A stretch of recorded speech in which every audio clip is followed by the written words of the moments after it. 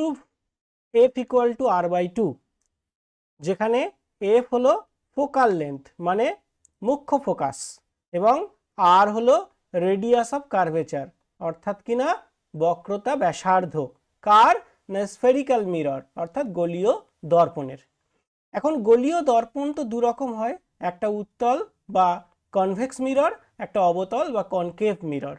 আমরা at first এই প্রুফটা করব f ইকুয়াল টু r/2 প্রুফটা করব কিসের জন্য না কনকেভ মিররের জন্য। কনকেভ মিরর মানে অবতল দর্পণ, অবতল দর্পণের জন্য এই প্রুফটা করব। তো প্রথমেই আমাদেরকে ডায়াগ্রামটা ড্র করে নিতে হবে। তো দেখো প্রথমে আমরা ডায়াগ্রামটা ড্র করছি। বাট ফার্স্ট আমরা একটা কনকেভ মিরর বা অবতল দর্পণ ড্র করলাম। This is a concave mirror M1 M2, M1 M2 is a concave mirror.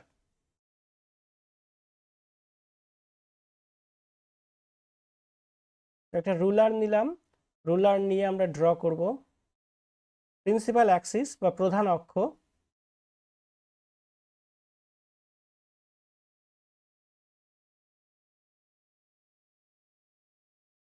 প্রধান অক্ষ ড্র করলাম, স্কেলটাকে সরিয়ে দিলাম। x ড্যাশ হলো প্রধান অক্ষ বা প্রিন্সিপাল অ্যাক্সিস। দর্পণের ঠিক মিডল পয়েন্ট পোল বা মেরু দর্পণের।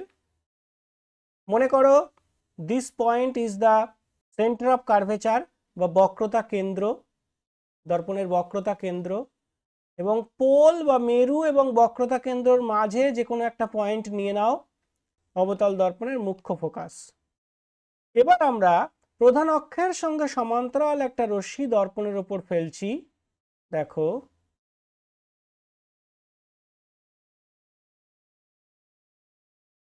প্রধান অক্ষের সঙ্গে সমান্তরাল ভাবে আগত একটা রশ্মি আমরা দর্পণের উপর ফেললাম। ঠিক আছে, প্রধান অক্ষের সঙ্গে সমান্তরাল ভাবে রশ্মিটা দর্পণের উপর এসে পড়লো এবং এটা প্রতিফলনের পর কোথা দিয়ে যাবে না, যেহেতু এটা প্রিন্সিপাল অ্যাক্সিসের সঙ্গে parallel, the incident ray p নেওয়া যাবে না, p পোল নিয়েছি, the incident ray AB is parallel to principal axis। তার মানে আফটার রিফ্লেকশন প্রতিফলনের পর এটা কোথা দিয়ে যাবে, এটা ফোকাসের মধ্যে দিয়ে যাবে। সো আমাকে স্কেলটাকে আবার শিফট করাতে হবে, এটা যেন ফোকাসের মধ্যে দিয়ে যায়। ওকে, স্কেল বসিয়ে নিয়েছি। এবার রশ্মিটা রে ফোকাসের মধ্যে দিয়ে পাস করে গেল। স্কেল সরিয়ে দিলাম। দিস ইজ দ্য রিফ্লেক্টেড রে। এবার আমাদের কি করতে হবে না সি এবং বি এই দুটো পয়েন্ট কানেক্ট করতে হবে। সি এবং বি দুটো পয়েন্ট কানেক্ট করতে হবে। আলাদা একটা কালার নিলাম,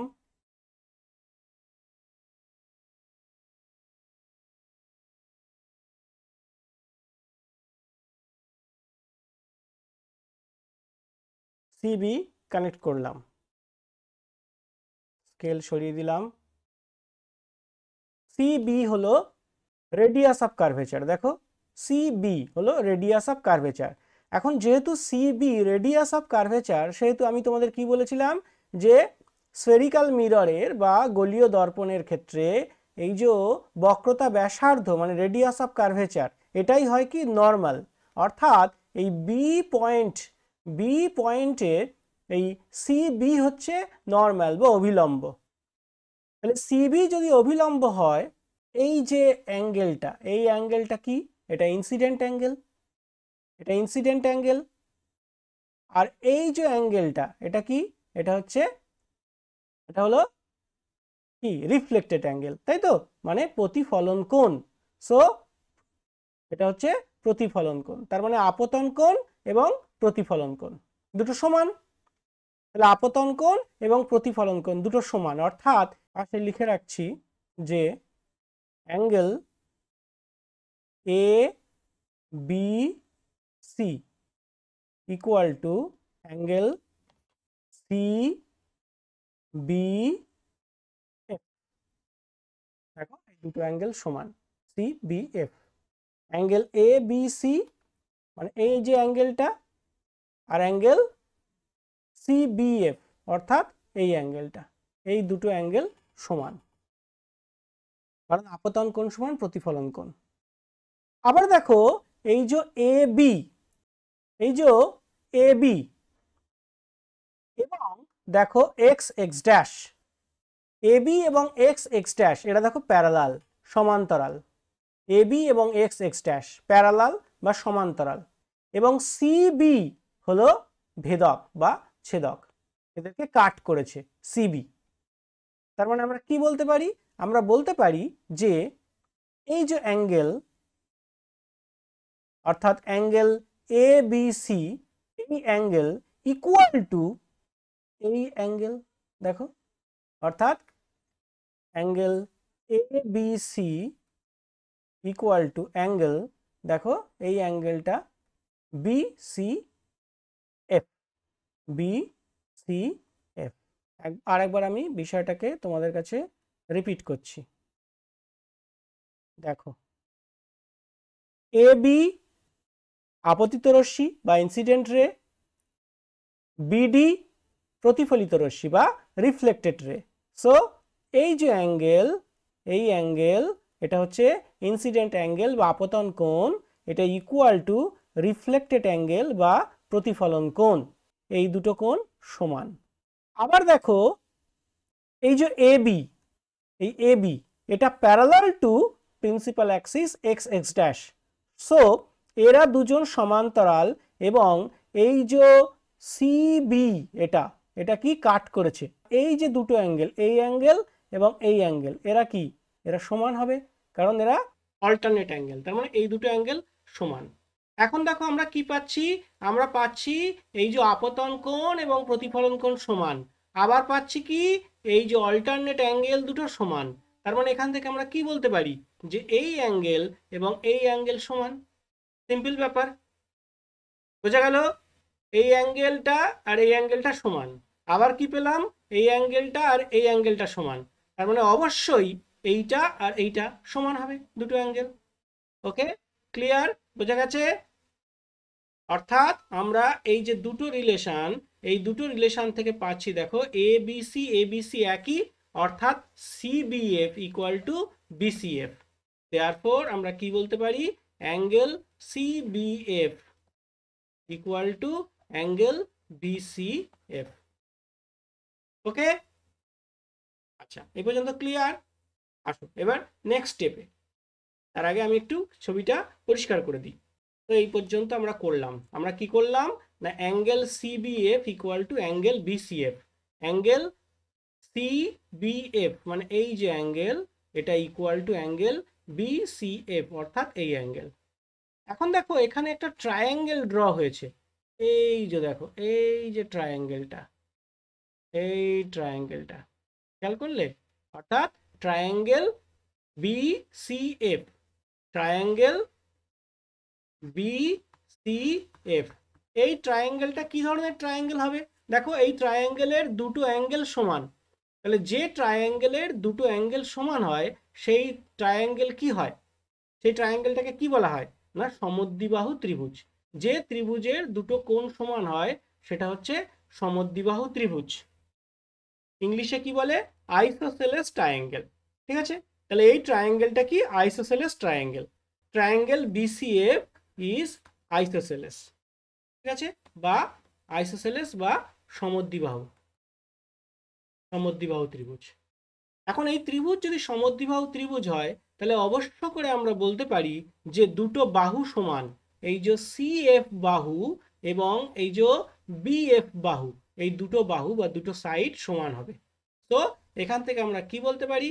এখান থেকে আমরা বলতে পারি যে বিএফ ইকুয়াল টু সিএফ, বলতে পারি বিএফ ইকুয়াল টু সিএফ। ঠিক আছে। এখন আলাদা আরেকটা কন্ডিশন এখানে আমাকে আনতে হবে। কি কন্ডিশন? না দেখো, আরেকটা আলাদা কন্ডিশন যেটা, সেটা হচ্ছে যে যদি এই মিররের অ্যাপারচার খুব ক্ষুদ্র হয়, স্মল অ্যাপারচার,